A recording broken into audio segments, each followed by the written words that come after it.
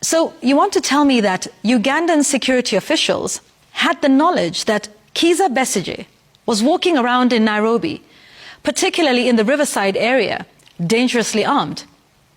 Not only were they aware of this, they trailed him and then arrested him in Kenya and transported him across the border, only to be presented before a Ugandan military court. All of this without the Kenyan government knowing what the Ugandan sleuths were up to? Wow. So what else are they doing in this country that we may not be aware of? In fact, might there be any other foreign security officials or mercenaries, for that matter, wandering about here like children in a plantation looking to pick guavas to eat? Further, assuming that this information may have some merit, isn't this a Kenyan territorial issue? A dangerously armed man is in the country. Isn't that a matter for us to deal with? To be specific, seeing as he was supposedly found somewhere around Riverside in Nairobi, shouldn't that be a matter for the Kilimani Police Division to deal with?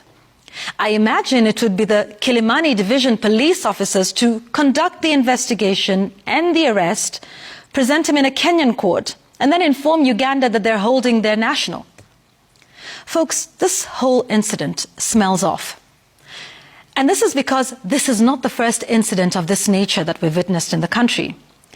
You see, exactly 1 month ago, the Kenyan government abandoned the principle of non-refoulement when 4 Turkish nationals were abducted and deported back to their country. The Foreign Affairs Ministry says this was at the request of the Turkish government for the 4 individuals who had been recognized by the UN as refugees. To boot, Kenya adopted a Pontius Pilate stance, saying they did not want to get involved in the affairs of another country. That's not all. Remember Ethiopian national Samson Tekla Michael, who was abducted and has been missing in this country for 3 years now? And don't forget that in August 2022, or later in that year, Pakistani journalist Ashad Sharif fled his country, sought refuge in Kenya, following death threats over his reporting on corruption. How wrong he was. He was shot and killed in Kajiado County. These incidents do not bode well for Kenya's territorial integrity. They erode our standing in the eyes of the international community. All of this, by the way, even as Kenyans themselves get abducted within their own country.